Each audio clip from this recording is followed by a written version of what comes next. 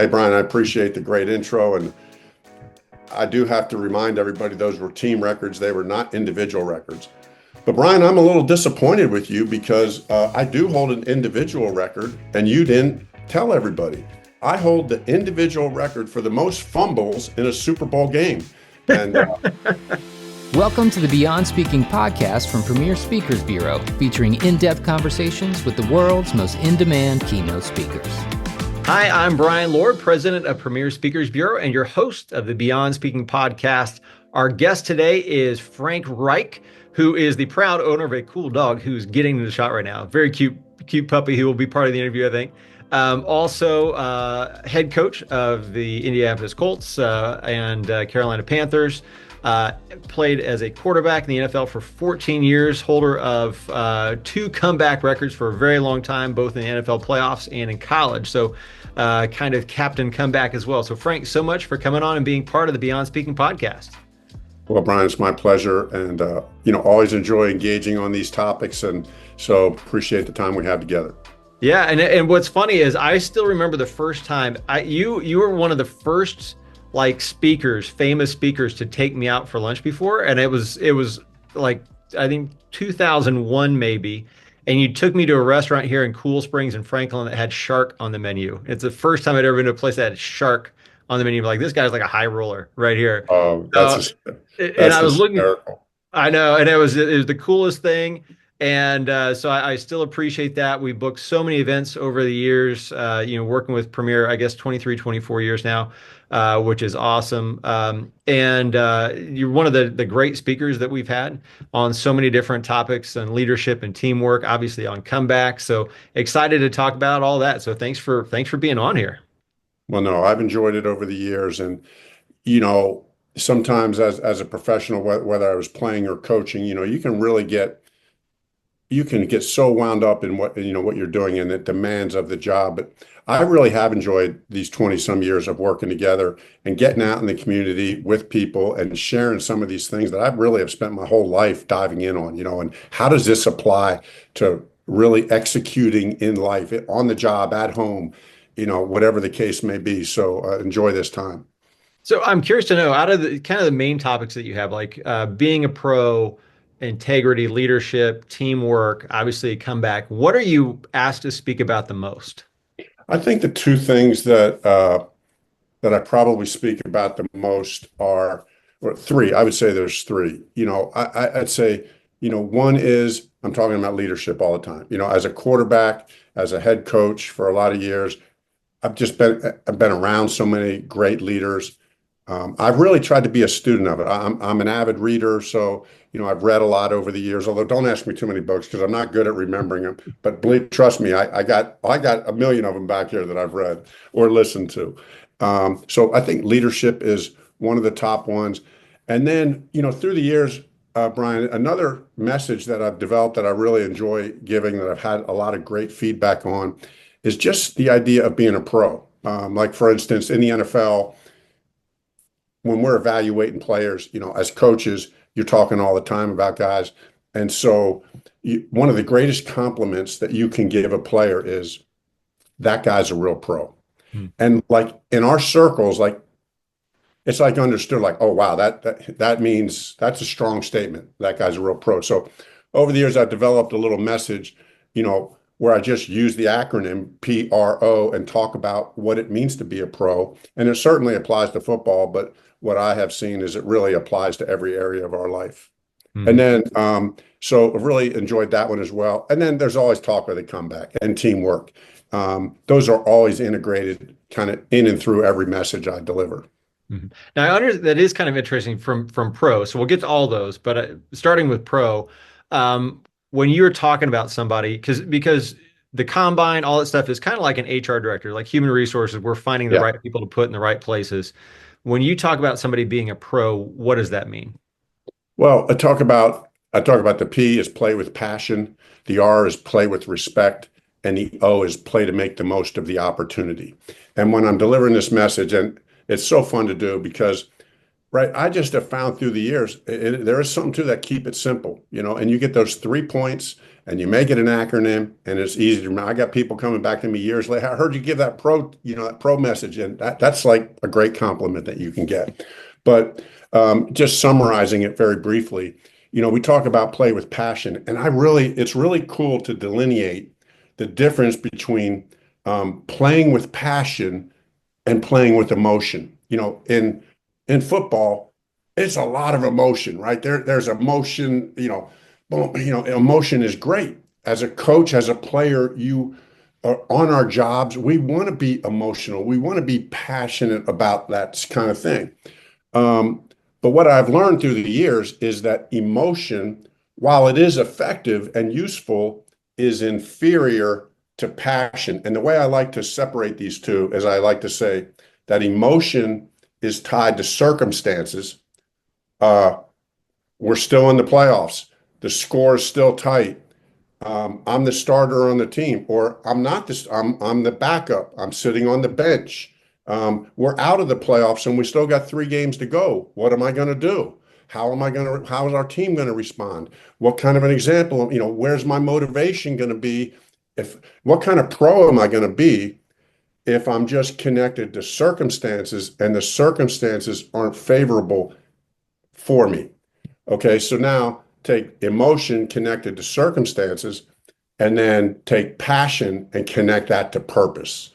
And that's where you see how deep and how strong purpose is, because then the audience, it doesn't matter whether there's millions watching on television or if you're in the backyard, just you and your brother playing a game, or it's a scrimmage, or it's the end of the year and you are out of the playoffs, or it's the fourth quarter of a sales cycle and you've already reached all your goals. What are you going to do? Are you going to coast in? Or I know it's the fourth quarter of the cycle and it doesn't look like you're going to reach your goal. There's just humanly, it's impossible to reach those goals. So that's where you got to dig down in on the purpose. And so I like to kind of talk through that. And then I think, go ahead. Go ahead. I was curious to know when you feel like you became a pro. I think it's an ongoing process, right? I mean, I really do. I think we're always in process. And I think that for sure, you really don't become a true pro, I think, until you've just gone through some hardships and you've gone through the cycle of circumstances at a high level that have gone for you and gone against you. And so, yeah, I just think that's important. And then what I'll do, Brian, is I like to tell stories. Like, for instance, just one quick story. Oh yeah, I love stories. Play with passion. So like I'll say, okay, as a quarterback in an NFL huddle, or on a team, when I drop back in the pocket, right, it's not exactly a friendly environment back there, right? The other guys are the defensive linemen and the blitzing linebackers are trying to what? Inflict as much bodily harm as they can on the quarterback. At moments, they don't even care what the score is. They just want to hurt the quarterback. But guess what? As a quarterback, you stand back here in the pocket and you're not even looking at those guys. You know they're there. You feel their presence, but you have to do what? You have to keep your eyes down the field. Why is that? Because you have a purpose. There is a play that has been called. You have a role and a job in the game for this play to execute the play. So we don't ignore the circumstances. We understand they're there. We feel they're there, but our deeper drive and execution and consistency comes from the purpose that we have when we step out on the field. So I like to, with each of these points, I'll kind of tell the point, make the comparison, and then drive home an illustration. And one time it's a football story, and then the next time it has something to do with business or family or my kids or whatever the case may be. No, that's great. I love that too. In terms of being a pro and finding that purpose, who are some of your mentors maybe on and off the field? Well, I mean, so many. I mean, first and foremost is my dad. I mean, my dad was the ultimate, he was a football coach, but just a real principle-centered man. I mean, he was a high school football coach. and school teacher, and he taught drafting and metal shop and wood shop, and was just a very simple principle-centered man. And so he was really an example to me more than anybody else. And he used to always say, whether I was going out to, he had this saying, I like to tell this story sometimes too. He used to say, before I'd walk out the door to a football game or basketball, any kind of thing I was going to do, go take a test, he'd say, hey, Frankie, keep the pressure on. Keep the pressure on. That was, if I had to say that, that was his code for be a pro. Be a pro. Don't let up. Always keep your guard up. Stay focused and be your best, no matter what. Be your best. Keep the pressure on. And in fact, one year when I was when I was coaching for the then San Diego Chargers, as the offensive coordinator, in the off season, we would go through our off season training program. And as a coordinator, you got to kind of pick a theme for your unit. So as the OC, I was running the offense. And so we'd always have a t-shirt. We'd always have a t-shirt for the kind of spring training. And one year our t-shirt said, keep the pressure on. I would tell this story about my dad, and then I'd say, keep the pressure on. So fun memories. That's awesome. That's great. I think that is one of those things that it carries down with that. I know you've got kids. Are there certain things you tell your kids that, or what are some of the phrases you teach your kids and helping them maybe not be a pro, so to speak, but to do their best? 100%. No, and I will talk to them about being a pro. And my daughters are all grown now and married, and two of them have children, so they've heard all these messages 1,000 times. But like another one that I like to say to them that I'll kind of weave into the pro talk sometimes is that they've heard a million times is contribution over credit. In other words, we don't worry about who gets the credit. We want to contribute to the team. We want to contribute to the goal. We want to contribute to making somebody better. So that was always a big saying, the kind of contribution over credit thing. That's awesome. All right. Now, when it comes to leadership, I know we've kind of covered that. You talked about your pro, when you talk about being a pro. When you talk about being a leader, what are the things that make up a great leader? Whether it's, you've been a coach, quarterback, what are some of those things that make up a great leader?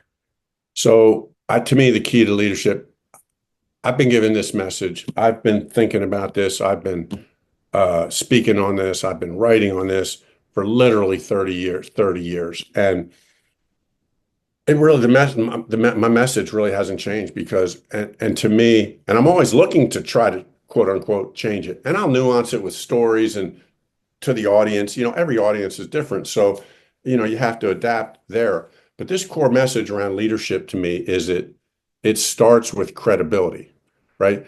The amount of credibility that you have as a leader is going to be the amount of leadership that you have with the group is going to be directly proportional to the amount of credibility that you have.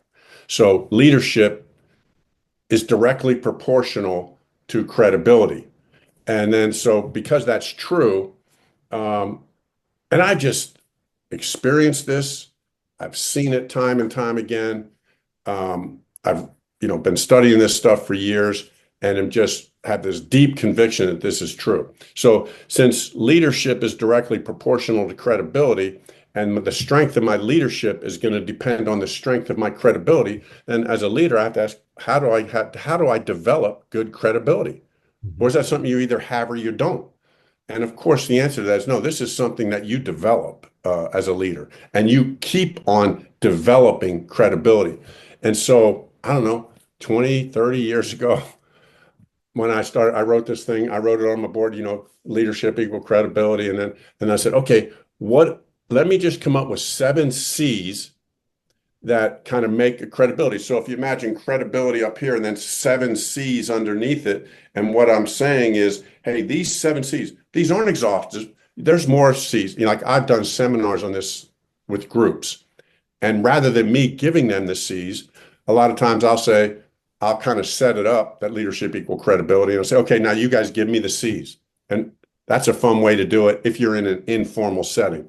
But there's times where I've gotten 20 C's, and I'm like, what are you going to do with 20? No, we picked 7 it's not exhaustive, but it represents the core of what we believe. Okay. So, we talk about, I'll buzz down through them real quick and then maybe just give a highlight or two. Yeah, But yeah. like we talk about calling, like calling is one. We talk about, and the importance of calling.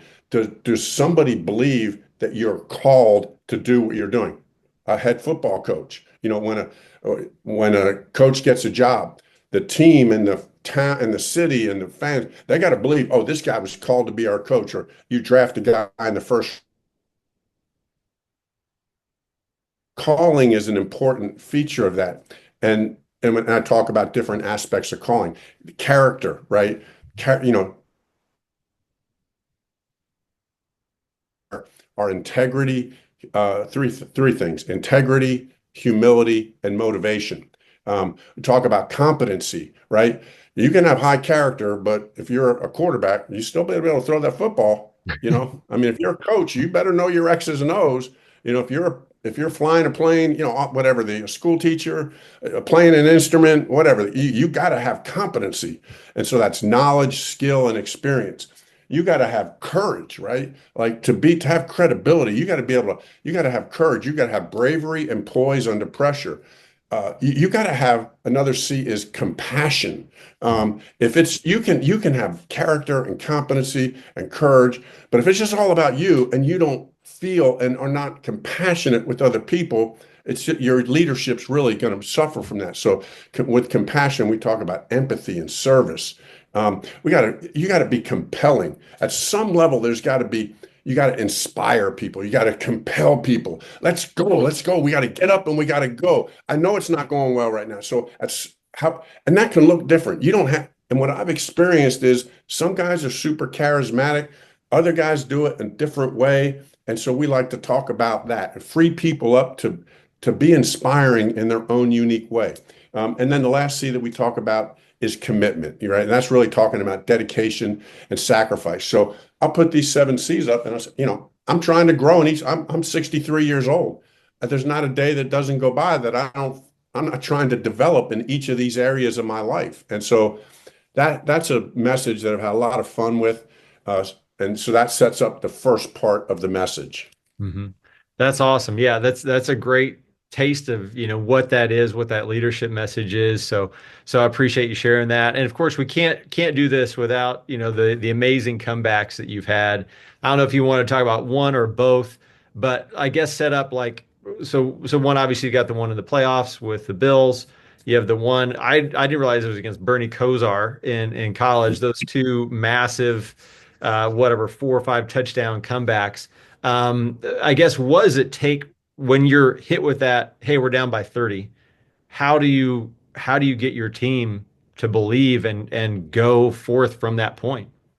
Yeah. So talking about the comebacks through the years has been amazing. And being a part of a team that had two great comebacks like that, I mean, it still to this day just gives me chills thinking about it. And although I have to laugh, Brian, because I always say a lot of times when I'm speaking somewhere, and obviously 9 times out of 10, if I'm being introduced, somebody's saying something about the come from behind victories. Mhm. And there's just a tendency, and so a couple things that I've seen over the years is there's a tendency for the person doing the intro to make it sound like it was an individual record, right? And so I like to bring myself down. So after I'm introduced, hey, here's a guy who he's got the record for the greatest comeback, or he had the record for this, and he had the record. Well, it wasn't exactly there were a lot of people involved in that. And but then I also like to remind people, right? Those are not only team records, but I do hold one individual record. And I'm surprised. Let's just say, Brian, you were introducing me, and you pumped me up with these comeback things. And I say, hey, Brian, I appreciate the great intro. And I do have to remind everybody those were team records. They were not individual records. But Brian, I'm a little disappointed with you because I do hold an individual record, and you didn't tell everybody. I hold the individual record for the most fumbles in a Super Bowl game. And And that's true. And it's tied with Jim Kelly and Roger Staubach. So pretty good company. Yeah. But but no, I like to do that, Brian, because that's where we're all at, right? It's the highest of highs and the lowest of lows. And I like to tell people that those experience the greatest comeback in playoff in NFL playoff history was on January 3rd. And then that the day I set the record for the most fumbles in the Super Bowl was a month later. Mm. So in 1 month time, I went from the highest of highs to the lowest of lows. So let's talk about principles that work in both, right? And so there's a lot of things, again, depending on who I'm speaking to or the audience and what they're looking for. I could take it a couple different ways, but probably the number one thing that I say, just a little sidebar and then focus on the number one. The number Yeah. one thing is that, just the preparation and a mindset. There's a preparation and a mindset that you always have to have. This belief and confidence, and that no matter how bad, that you just aren't going to quit, that you're going to just keep going no matter what, right? So we talk about that. But if I had to say and pin it on one thing, it's having a mentality that every play counts, right? It's one play at a time. And it's one play at a time. It's one play at a time, one first down at a time, one touchdown at a time. So we go in at halftime, we're losing 28-3 to then Houston Oilers in the playoffs. And, and our coach is giving us the pep talk. But as we go out to start the second half, I'm getting in the huddle, and all I'm saying to the guys is one play at a time, one first down at a time, one touchdown at a time. Who knows what's going to happen? I don't know if we're going to win. Let's just make a first down. Let's execute on this next play. Let's make one touchdown. And you just don't know what can happen. You just don't know. And if we just do that consistently, you just don't know. So the story that I like to tell, this goes back to my dad that you said earlier, is in this story, I have just had, it's like I feel like I'm learning every time I hear this. I'm telling this story to myself, and I lived it because my dad, as this simple, principle-centered man, just taught me very young in life. Like, it was this one morning, it was a Saturday morning. I was about 9 or 10 years old, getting ready to go out on a Saturday to go play with my buddies. And he says, "Hey, Frankie, I got a job for you to do today." And, and I'm like, "Oh, well, had some plan." No, cancel your plans. We got some work to do. And so in the backyard, there was this huge pile of dirt. Now, I was 9 or 10. I don't know how big it was. It seemed like it was a mountain. Okay. It might have been one dump load truck, 2, 3, 4, 5. I don't know how many. But all I know is he walked me out back, and there was a wheelbarrow and a shovel. And he said, "I want you to take that wheelbarrow and that shovel, and I want you to move that pile of dirt from here, basically about 20 yards to the other side of the yard." And I'm like, "Well, how comes the truck just didn't put it over there?" And but he told me it had been wet out. He didn't want to tear up the backyard. But anyway, so I'm there's a lot of different aspects I tell this story, but I'm just going to kind of center in on the most important point. And that is, I'm going through the day and I'm shoveling and I'm not happy about it, right? I plan on going out and playing with my buddies. So I'm not real happy about this, but I know I got to do it. And so, an hour in, I go in, I get a drink or a little snack, and another hour, I go in, get a drink, another snack. And I come out after about 2 hours and I look at that pile of dirt and I'm like, my goodness, I haven't even made a dent in this thing. Hmm. And then I like to say to an audience, do you ever have that feeling where you feel like you have some monumental task, you're working your butt off, trying to get it done, and you step away from it and you come back and you're like, oh my goodness, I haven't even made a dent in this. We've all had that experience. And that's the experience I had right then in that moment. And so every time I would go in, I would complain to my dad, like, "Dad, I need some help. Dad, I'm not going to get this done." And I'm just going to cut to the end of the story. There's a couple other nuances in it that I like to tell. But sometime after lunch, maybe 2 o'clock or so, I came out, 2 or 3 o'clock, I came out and I'm like, I actually am making some stinking progress. I think I'm at the beginning of the day, I thought there's no way. It was 11 o'clock. I thought there was no way. Now it's three. No, I'm actually gonna do this. Then I almost started taking a little bit of pride in this thing, like I'm gonna conquer this thing. But the real message is throughout the day, every time I would come back in and talk to my dad and complain or say I need help or whatever, he'd give me the same message. Frank, the way you move mountains is one shovelful at a time, one wheelbarrowful at a time. That's the way you move mountains. And do you know, like, I've thought about that story and that message almost literally every day of my life. Mhm. And like, I think about those two comeback games. In my mind, there's zero doubt that it was part of the mindset that helped me be whatever role I had in it. That was the foundation of it. And so, I love talking about that with people, with audiences, and then, but here's the kicker, Brian. Here's the kicker. Each of us know that we all face an insurmountable challenge at some time, right? And how are we going to do it? One shovelful at a time, one wheelbarrowful at a time. But what about as a team? What if every one of us in this room right now put our shovel in the dirt and fill up our wheelbarrow? Do you think we can reach our fourth quarter goals? Or do you think we can overcome this poor first half that we had in sales? Do you think we can, if we all commit to just one play at a time, one shovelful at a time, that's a powerful principle, right? And then when you group that together with teamwork, one year, just finish this up real quick. Mhm. When I was the head coach of the Colts, I tell this story to the team a few times. They've heard the story. Let's just put it that way. So one year, we are out for spring training, and I recreated the story, and I had our team out there, and had a couple big had a couple big piles of I think it was sand. I don't think we could get dirt. I think we had big piles of sand, and we made it into a contest. And I told the story, and then we went out there and we did this, and we had a lot of fun with it. But that's been really good through the years. Mhm.